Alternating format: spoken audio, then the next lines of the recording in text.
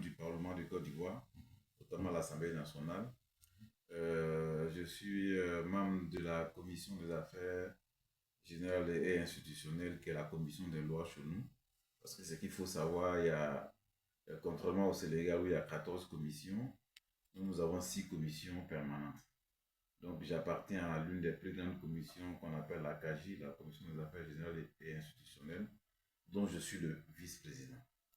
Ensuite, je suis membre de l'APF, la section APF de Côte d'Ivoire, où depuis Montréal, j'ai été élu vice-président de la commission des affaires parlementaires, qui est l'une des 4 commissions au sein de l'APF. Je pense qu'il y a une commission qui est détenue donc par le Sénégal, notamment avec ma collègue Mme Diarabey. Donc je suis aujourd'hui à Dakar au Sénégal, dans le palais général régional de l'APF. Donc cette réunion va se dérouler demain et après-demain. Donc en prélude donc à cette réunion, nous sommes arrivés à 2 jours, en tout cas pour participer à cette réunion. Pour nous, c'est un plaisir perpétuel de se retrouver à Dakar, comme je l'ai dit. J'ai été déjà ici dans le cadre d'une conférence sur l'eau. Et ça a été un réel plaisir pour moi de visiter les infrastructures du Sénégal par rapport donc aux questions d'eau. Donc aujourd'hui, nous sommes là pour parler d'autres choses, mais toujours dans le cadre donc, de la PF. Monsieur Libé, est-ce que vous pouvez parler un tout petit peu de votre commission des lois en Côte d'Ivoire? La CAGI, communément appelée la commission des lois, ou appelée la commission des lois dans d'autres pays, est une commission très importante. C'est la commission qui les lois, excusez-moi, sur la décentralisation, sur les lois du ministère de l'Intérieur, les lois du ministère de la Justice, tout ce qui est création d'organes, révision de la Constitution, levée de l'immunité parlementaire députés, etc., etc. Cette commission à elle seule aurait pu suffire parce que les prérogatives de la commission sont énormes, sont très grandes, donc c'est une très grande commission. D'ailleurs, quand vous prenez donc le règlement de l'Assemblée nationale, la première commission qu'on cite, c'est la commission des affaires générales et institutionnelles, ensuite la commission des affaires économiques et financières. C'est une commission extrêmement importante. Et chez nous, la présidente des commissions peut être détenue par tous les groupes parlementaires. Mais le parti qui est au pouvoir prend toujours la commission des affaires générales et institutionnelles et puis la commission des affaires économiques. C'est des commissions très très très importantes. C'est au sein de ces commissions que se tient vraiment l'essentiel des débats très politiques. Tout ce qui a trait à la vie de la nation, comme je vous ai dit, notamment si on doit réviser le code électoral, si on doit réviser la constitution, si on doit créer comment on appelle ça, une nouvelle institution, c'est devant notre commission que ça passe. D'accord. Voilà. Monsieur Sidibé, mais quelle est l'expertise que vous aurez à apporter à travers cette rencontre qui justement va démarrer demain? Bien, je pense que je suis à mon deuxième mandat en Côte d'Ivoire. Et depuis mon premier mandat, j'ai adhéré à la section APF de Côte d'Ivoire. Et donc je suis un membre actif. Et j'ai assumé le rôle de délégué régional Afrique par intérim à la place de mon très cher collègue Dassansan, qui est aujourd'hui président de notre commission, la CAGI, qui était donc le délégué régional Afrique. Il faut dire qu'il y a, au niveau de l'APF, il y a 4 régions. Il y a la région d'Afrique, il y a la région d'Asie, la région Europe et puis il y a la région Amérique. Donc lui, il en était le délégué régional. Donc c'est lui qui faisait le point de l'actualité, le point de la vie parlementaire au niveau de la région Afrique.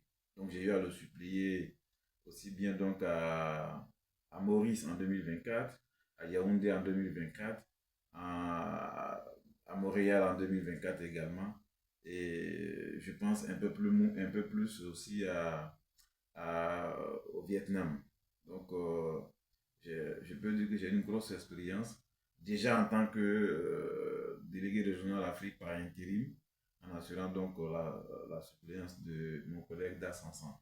Ce qui m'a permis donc quand même de connaître beaucoup de parlementaires, d'avoir une très bonne connaissance de la pratique au niveau de l'APF.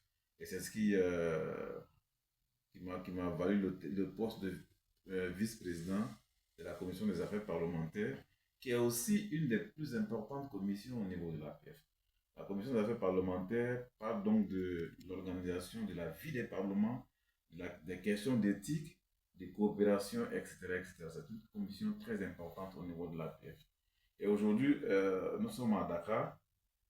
La régionale Afrique va préparer, toutes les régions ont fait leur réunion, parce que l'Assemblée générale de l'APF va avoir lieu donc du 7 au 12 à Yaoundé, et c'est là-bas qu'on va renouveler les organes.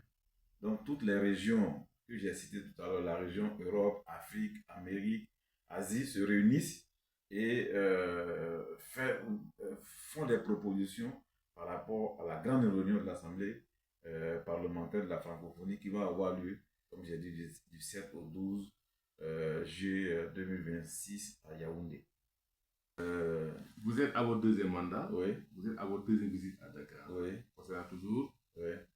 En tant que député. Oui. Qu'est-ce que ça vous fait réellement? Je pense que, bon, le chiffre 2 est important. Donc, pendant mon premier mandat, je suis venu à Dakar, participer à un séminaire, comme je l'ai dit, sur l'eau, où j'ai rencontré des amis sénégalais. J'ai rencontré l'ancien président Mame Diop de l'Assemblée nationale du Sénégal. J'ai rencontré bien d'autres camarades ici, les Marocains qui ont participé activement à cette conférence sur l'eau. Et aujourd'hui, lors de mon second mandat, je suis encore à Dakar. Donc, je peux dire encore que Dakar me porte chance, et ça me plaît de venir à Dakar. Parce que, bon, on a d'abord la fraternité qu'il y a donc les deux peuples est très importante. C'est une fraternité très solide. Les relations qu'il y a, le Sénégal et la Côte d'Ivoire sont très importantes. Il faut noter que, selon les statistiques de l'ambassade du Sénégal en Côte d'Ivoire, il y a à peu près 1 million de Sénégalais en Côte d'Ivoire. Et Dieu seul sait combien d'amis sénégalais j'ai à Abidjan. Tout à l'heure, je prononçais quelques mots Peul, mais c'est grâce à eux. Parce que généralement, ils sont donc de l'agent de Manhattan. Voilà, vers Ngidjilom. Je connais le nom de certains villages. Voilà, Mbo. Voilà, donc, à la frontière du Sénégal, je pense, et la Mauritanie, quelque chose comme ça. C'est là-bas je connais beaucoup d'amis. Donc, quand tu vas à Trécheville aussi à Abidjan, c'est comme si tu es à Dakar. Donc, je me retrouve chez moi. Nous sommes deux pays frères, on a beaucoup de choses en commun, et donc c'est toujours un plaisir pour moi de me retrouver ici à Dakar.